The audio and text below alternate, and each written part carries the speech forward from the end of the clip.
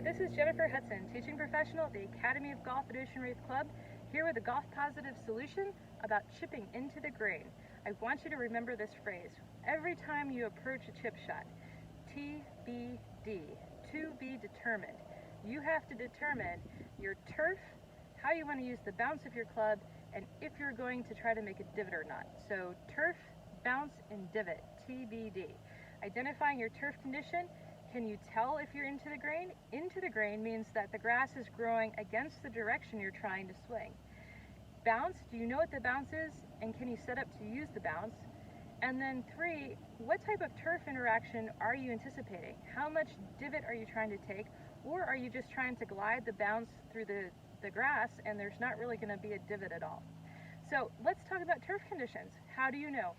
Well, you can start by just looking at the grass, and sometimes you can see if the grass is laying against the direction you're going to swing.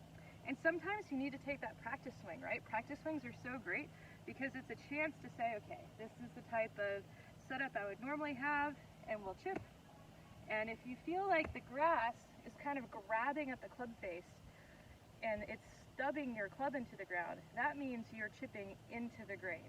And at that point in time, you want to start thinking about using the bounce of your club. So the bounce of your club is that surface area between the leading edge and the back of the sole.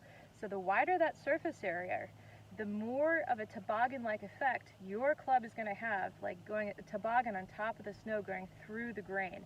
That's going to make it feel really smooth and easy, not like that abrupt stub feeling you might have if you're trying to use the leading edge not knowing about your turf conditions.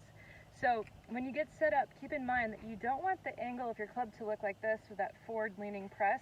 What that does is that takes the bounce off of the ground and it puts the leading edge in a position to dig. You never want to dig into the grain.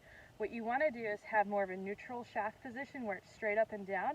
That takes the leading edge up off of the ground and puts the bounce so that more of it is exposed to the turf. So that's what you're going for with your setup. Now to do that, what you want to do is have a forward of center ball position and hands in the middle of your body.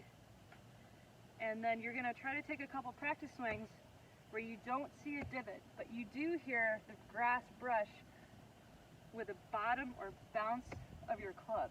And once you've done that, you're ready to go. You've determined that you're into the grain, that's your turf, you're prepared to use your bounce with your setup, and you're not expecting a divot, but more of a brush with the bottom of the club against the grass.